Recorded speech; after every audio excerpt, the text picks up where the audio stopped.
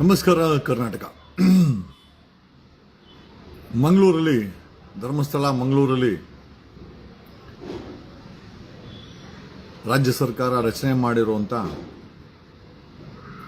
ಈ SIT ತನ್ನ ಕೆಲಸವನ್ನು ಶುರು ಮಾಡಿದೆ. ನಾನು ಮೊದಲೇ ಹೇಳಿದಾಗೆ SITಗೆ ಧರ್ಮಸ್ಥಳದಲ್ಲಿ ಒಂದು ಆಫೀಸನ್ನು ಸರ್ಕಾರ ಕೊಡಬೇಕಾಗಿದೆ, ಅಥವಾ ಇನ್ಸ್ಪೆಕ್ಷನ್ ಬಂಗ್ಲೋಗಳಿದೆ, ಸಾಕಷ್ಟು ಸರ್ಕಾರಿ ಜಾಗ ಇದೆ ಅಥವಾ ಸರ್ಕಾರಿ ಬಂಗ್ಲೆಗಳಿದೆ.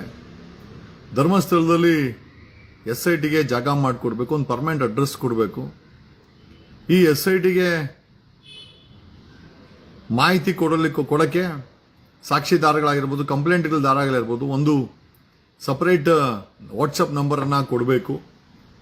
ಆಮೇಲೆ ಯಾರು ಮಾಹಿತಿ ಕೊಡ್ತಾರೆ ಅವರ ವಿಚಾರಗಳನ್ನು ಗೌಪ್ಯವಾಗಿಡುವಂಥ ಒಂದು ವ್ಯವಸ್ಥೆಯನ್ನು SIT ರಚನೆ ಮಾಡಬೇಕು. SIT ಆದಷ್ಟು ಜಲ್ದಿ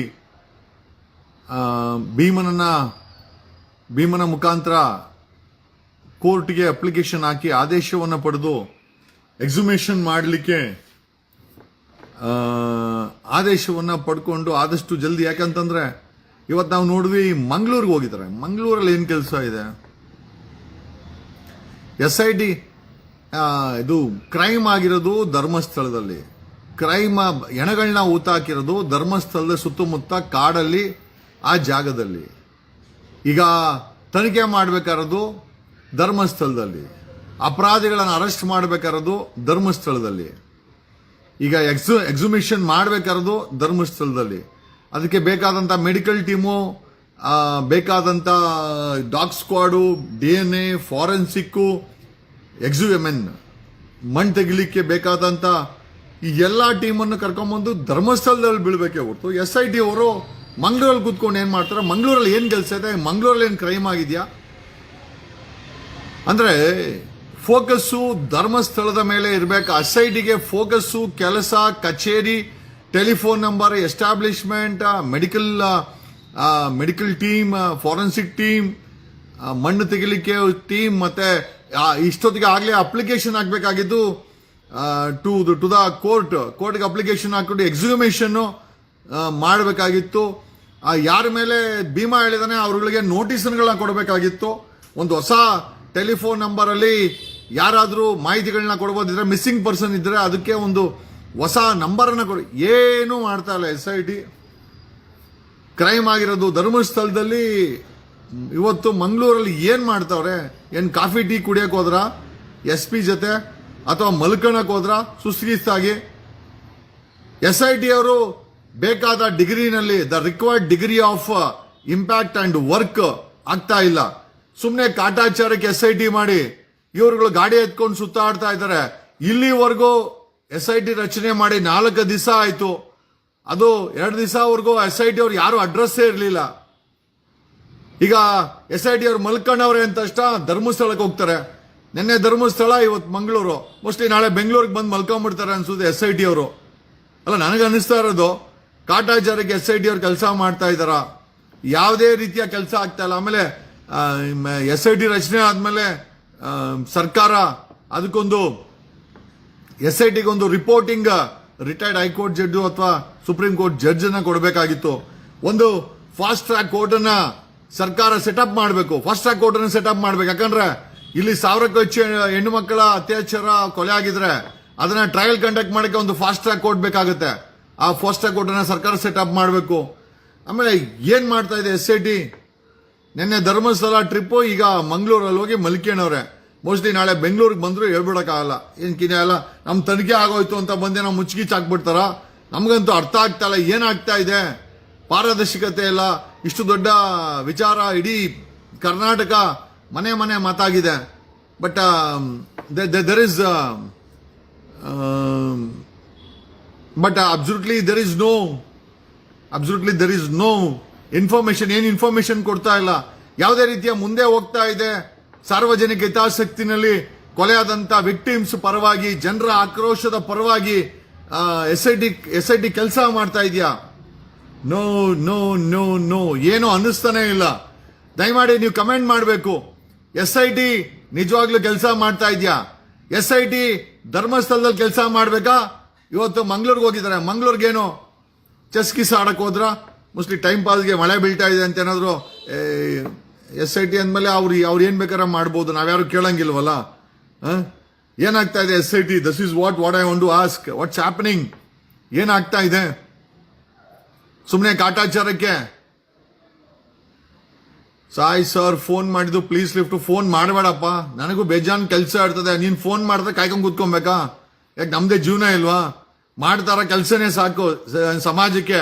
ಇಂಡಿವಿಜುವಲ್ ಆಗಿ ಫೋನ್ ಮಾಡೋದು, ಸರ್ ಹೆಲ್ಪ್ ಮಾಡಿ ಅನ್ನೋದು. ನಾನೇನ್ CM ಸಿದ್ದರಾಮಯ್ಯನ, ಅಥವಾ ನಾನೇನಾದ್ರೂ MLA ಅಥವಾ ನಿಮ್ MP ಏನೂ ಅಲ್ಲ.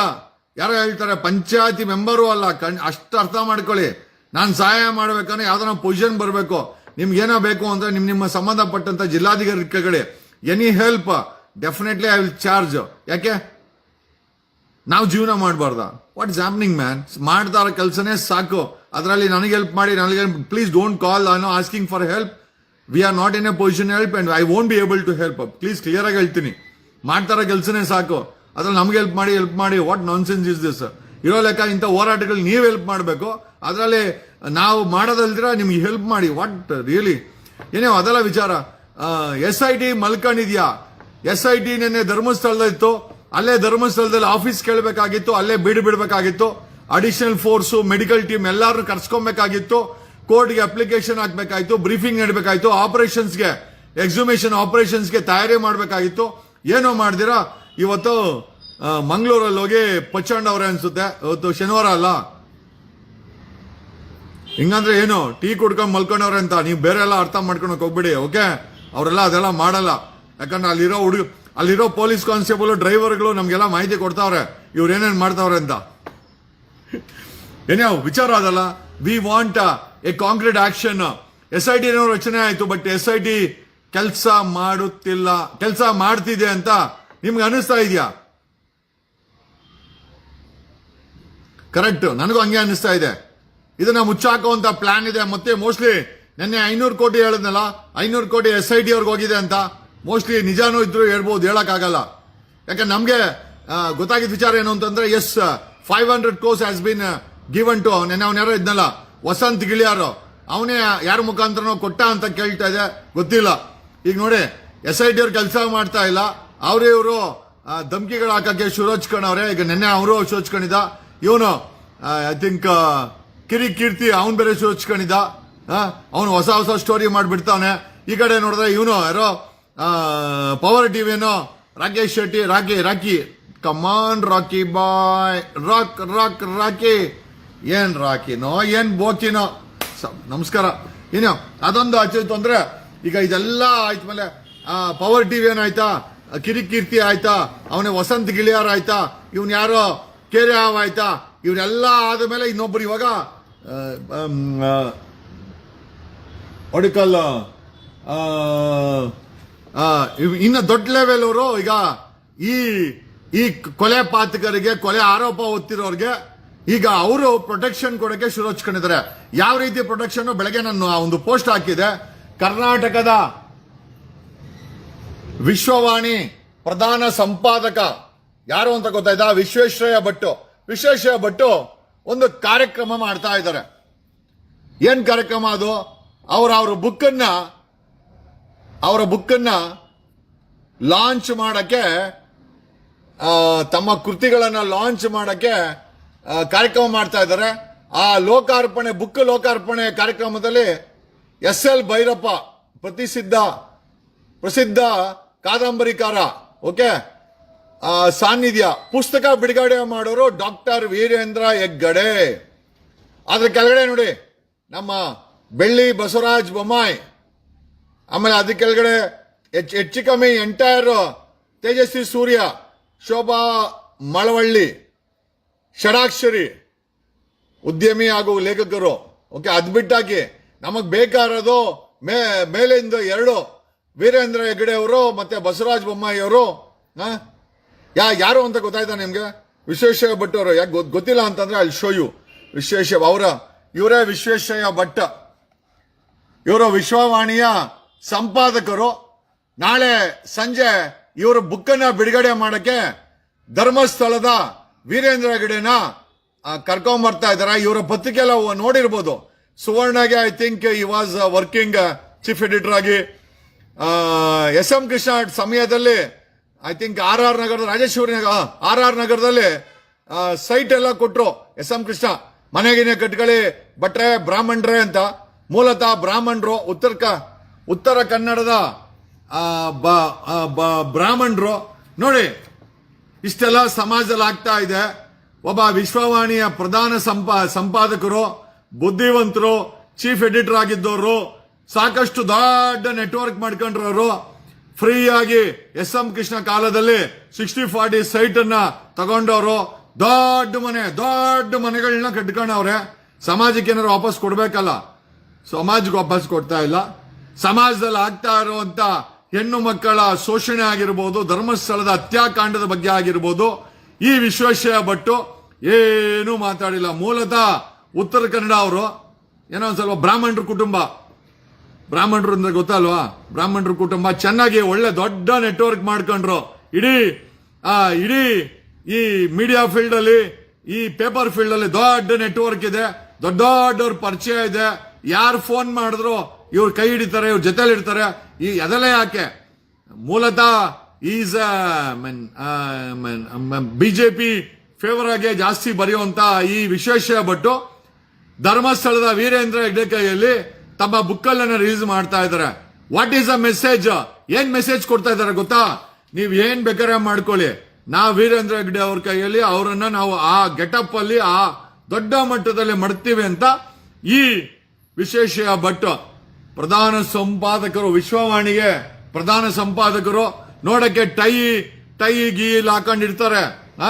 ನೋಡಿ ಕಿಂಚಿತ್ತು ಕೂಡ ಅವ್ರಿಗೆ ಸಮಾಜದಲ್ಲಿ ಏನ್ ಆಗ್ತಾ ಇದೆ ಅನ್ನೋದನ್ನು ಕೂಡ ಅವ್ರಿಗೆ ಅರಿವೇ ಇಲ್ಲ.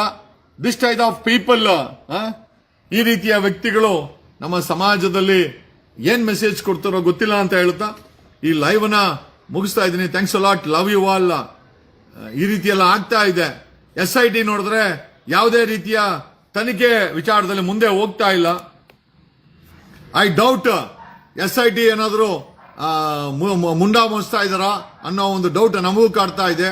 ಇಲ್ಲ ಒಂದು ಕಡೆ ಧರ್ಮಸ್ಥಳದ ವೀರೇಂದ್ರ ಹೆಗ್ಡೆ ಅವ್ರ ಕೈಯಲ್ಲಿ ವಿಶ್ವೇಶ್ವರ ಭಟ್ಟು, ವಿಶ್ವವಾಣಿಯ ಪ್ರಧಾನ ಸಂಪಾದಕರು, ಹಿರಿಯ ಜರ್ನಲಿಸ್ಟ್, ಎಡಿಟರ್, ದೊಡ್ಡ ಪೋಸ್ಟ್ ಅಲ್ಲಿ ಇರೋರು ಕರ್ಕೊಂಬಂದು ಜೊತೆಲಿ ಬಸವರಾಜ ಬೊಮ್ಮಾಯಿ, ತೇಜಸ್ವಿ ಸೂರ್ಯ, ಏನ್ ಸಮಾಜಕ್ಕೆ ಇಂಥ ವ್ಯಕ್ತಿಗಳು ಸಮಾಜದಿಂದ ಬೆಳೆದು ಸರ್ಕಾರದಿಂದ ಸೈಟ್ಗಳು ತಗೊಂಡು ಒಂದು 10 ಮನೆಗಳನ್ನ ಕಟ್ಕೊಂಡು ಕೋಟ್ಯಾಂತರ ರೂಪಾಯಿ ಆಸ್ತಿ ಮಾಡಿಕೊಂಡು ಏನ್ ಮೆಸೇಜ್ ಕೊಡ್ತಾ ಇದಾರೆ ನಮಗಂತೂ ಅರ್ಥ ಆಗ್ತಾ ಇಲ್ಲ. ವಿಶ್ವೇಶ್ವರ ಭಟ್ರೆ, ನೀವು ಮಾಡ್ತಾ ಇರೋದು ಸರಿನಾ? ಇಂಥ ಸಮಯದಲ್ಲಿ ಸಮಾಜಕ್ಕೆ ಧ್ವನಿಯಾಗಿ ನಿಂತ್ಕೊಬೇಕಾದಂತವ್ರು ಉತ್ತರ ಕನ್ನಡದಿಂದ ಬೆಂಗಳೂರಿಗೆ ಬಂದು ದೊಡ್ಡ ಮಟ್ಟಕ್ಕೆ ಬೆಳ್ಕೊಂಡಂತ ತಾವು ವಿಶ್ವೇಶ್ವರ ಭಟ್ರೆ, ತಾವು ಮಾಡ್ತಾ ಇರೋದು ಸರಿನಾ ಅಂತ ಕೇಳುತ್ತಾ ವಿಡಿಯೋನ ಮುಗಿಸ್ತಾ ಇದ್ದೀನಿ. Thanks a lot. ಏನಾದ್ರು ಮೇಲೊಬ್ಬ ಇದ್ದಾನೆ, ವಿಶ್ವೇಶ್ವರ ಭಟ್ ಮಾಡ್ತಾನೋ ಇಲ್ಲ, ಸಿದ್ದರಾಮಯ್ಯ ಮಾಡ್ತಾನೋ ಇಲ್ಲ, SIT ಮಾಡ್ತದೋ ಇಲ್ಲ, ಮೇಲೊಂದು ದಿವ್ಯ ಶಕ್ತಿ ಎಲ್ಲದನ್ನು ನೋಡ್ತಾ ಇದೆ. ಖಂಡಿತ ನ್ಯಾಯ ಸಿಕ್ಕೇ ಸಿಗುತ್ತೆ. ಭಟ್ರು ಕೊಟ್ಟಿಲ್ಲ ಅಂದ್ರೂ ಪರವಾಗಿಲ್ಲ, ಸಿದ್ದರಾಮಯ್ಯ ಕೊಟ್ಟಿಲ್ಲ ಅಂದ್ರೂ ಪರವಾಗಿಲ್ಲ, SIT ಕೊಟ್ಟಿಲ್ಲ ಅಂದ್ರೂ ಪರವಾಗಿಲ್ಲ, ನ್ಯಾಯ ಅಂದ್ರೂ ಸಿಕ್ಕೇ ಸಿಗುತ್ತೆ. ಧನ್ಯವಾದಗಳು. ನಾನು ನಿಮ್ಮ advocate Jagadish. Thanks a lot, love you all. ಜೈ ಕರ್ನಾಟಕ, ಜೈ ಬೆಂಗಳೂರು.